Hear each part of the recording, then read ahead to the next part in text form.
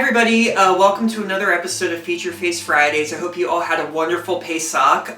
Sadly, I couldn't attend any Seder because of this stupid pandemic, but I celebrated in spirit. So today I have something really fun that we're going to cook. It's going to be Matzo Bourekas. Now, Bourekas are a Sephardic food. It's kind of almost like a knish, I think. Oh god, now all the Jewish chefs are going to be messaging me like, you're so wrong, send! I also messed up royally. I should have cooked this in last week's episode because last week was Passover, but, you know, I'm an idiot. So we're going to make two types of Matzo Bourekas. We're going to make cheese Bourekas and we're going to make potato Matzo Bourekas. So we're going to start off with potatoes. Okay, so first off what we're going to want to do is boil one potato because we want to turn this into mash.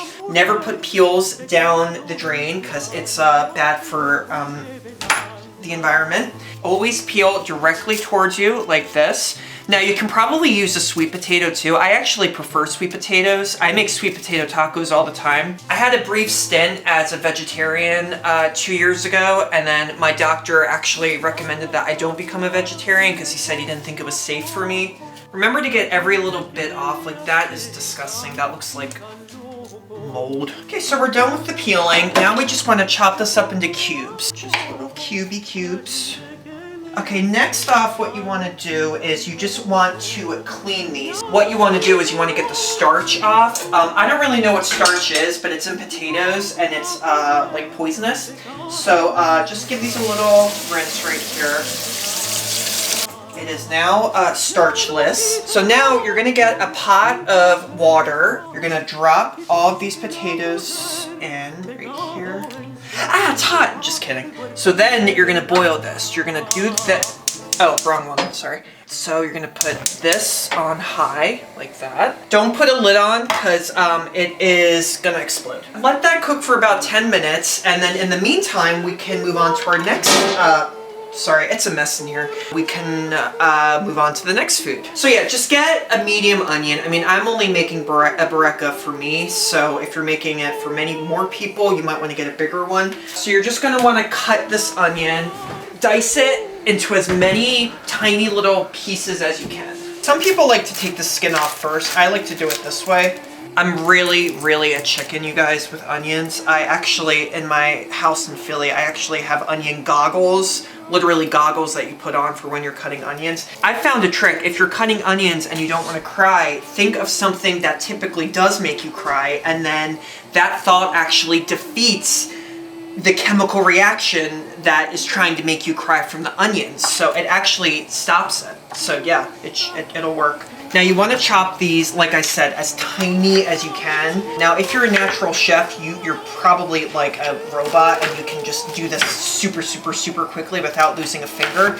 I can't do that. I have a chopper machine. Right over here, we have this awesome invention here. Miraculously, I'm not crying right now. Okay, so now this all isn't going to fit in here, so you're just going to do it in little, you're just going to take chunks of it. And then here's the really fun part. Screaming is really good. It actually releases a lot of endorphins if you scream and do this, so I do encourage it.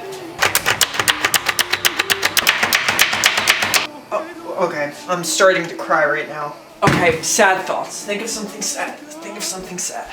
So now with the onions, obviously you want to grill them, make them a little bit browner over the stove. Sprinkle some oil here. And you're just going to let these cook for a few minutes. And remember, right now we're making potato Bourekas. So this is our first Boureka that we're making. After it, we're going to make the cheese one, which is much easier. I consider myself lucky. Everything I've cooked so far has come out splendidly. And our potato here, it looks like it's about almost done. I might give that like another 2 minutes. It's really hard, but I don't know if I'm tapping the potato or the pot. I can't even tell the difference.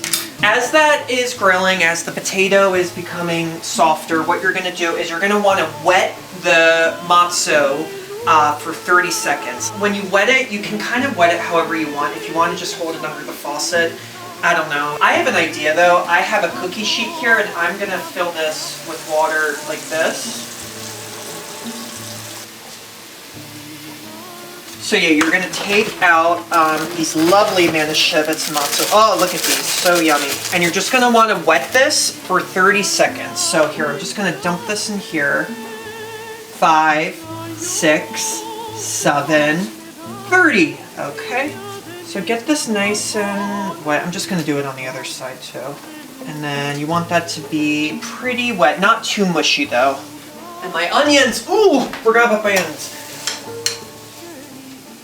Not even close. So basically, the potato is taking a bit longer than usual, but it's okay. Alrighty, so I just felt them again, and they feel good. So what you're gonna do is turn this off. You're gonna take this, you're gonna drain the potatoes.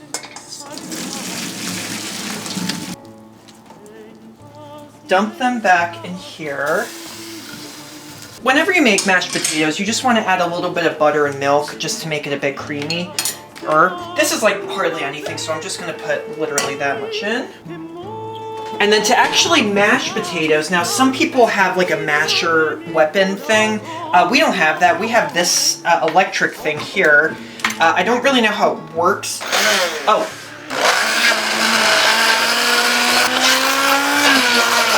You're supposed to put a cup of mashed potatoes in. This is technically a cup. It actually might be a little bit less than a cup. So you're gonna add the mash here to the onions. You're also, just to add a little bit of flavor, put some salt and pepper. I mean, you literally put salt and pepper on everything, anything. Bread, cereal, hot dogs, I mean, anything. Last touch, you're gonna add an egg.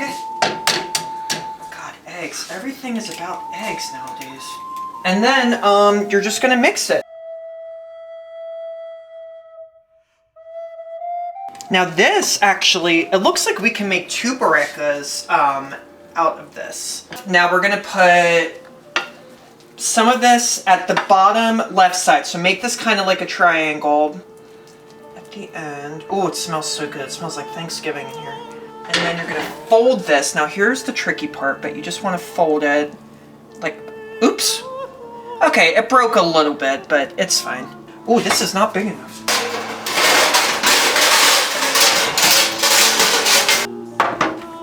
So these are ready to go in the oven. Set your oven to 350 degrees Fahrenheit. Oh, this stupid paper.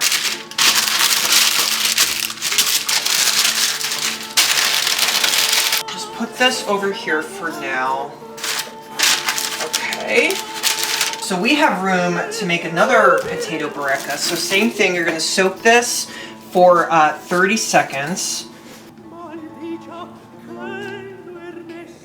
I think this is about done, so I'm just gonna add the rest. Oh, there's actually not a ton left. Whatever. And try to evenly spread this out too. So it, you know, goes from this end to that end. Then we're gonna fold this. We take the 4 and damn it! Very annoying. So I'm just gonna let this rest for a few minutes out of the water, and I'm just gonna have to scrape all that onto this one. All right, come on, don't break. Please don't break. All right, I waited a few minutes, so this feels good. I just slowly bent it back and it didn't break, so I'm basically just gonna awkwardly scoop all of this onto here. Spread this out. Oh, don't break, don't break, don't break, don't break, don't break.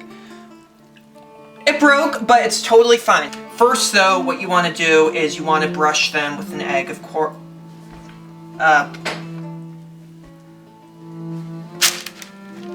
Okay, so yeah, that one broke a little bit more, but totally forget if I said it, but you want to set your oven to 350 degrees Fahrenheit. Okay, so we got our potato Bourekas. Now we're going to make our cheese Boureka. Now this is much easier to make. I'm doing this first. I'm going to soak this again. So you're going to start off 2 tablespoons of olive oil. I'm not going to measure it. Like I said before, I think that is plenty. You're going to add 3/4 cups of feta cheese, 6 ounces. I'm just going to assume that this is 3/4, so I'm just going to dump it all in right here. Next up, you're gonna get a 1/4 cup of ricotta cheese right here. Yeah, that seems about right. And last but not least, an egg. Always need an egg. There's a shell in there. Darn it. So you're gonna mix this.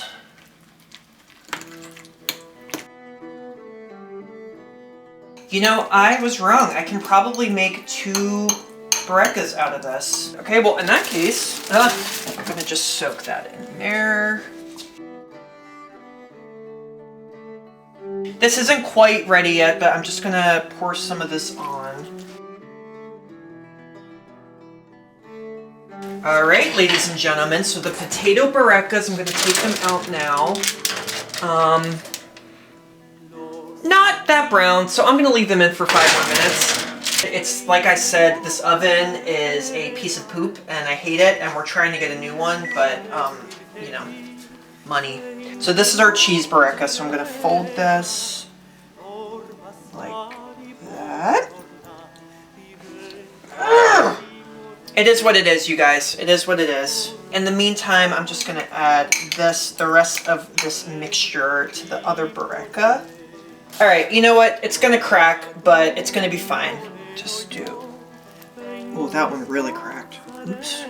Let's take another peek. Oh, these look better. Sephardic Bourekas. I can't roll my R's, but I think you're supposed to for this. Bourekas. Ow. God. So for the cheese Bourekas, what you're gonna do is you're gonna cook these for 15 minutes. Not 10 minutes, but 15 minutes. Gonna paint these again.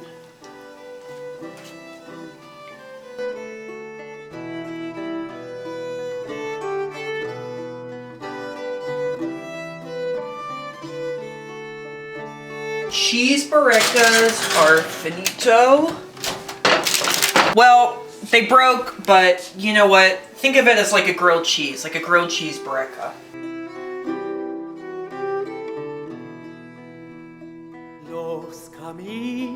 Well, thank you everybody for tuning in. I hope that you enjoyed it. It was kind of like hell for me, but it turned out pretty well. And yeah, I'll see you next week.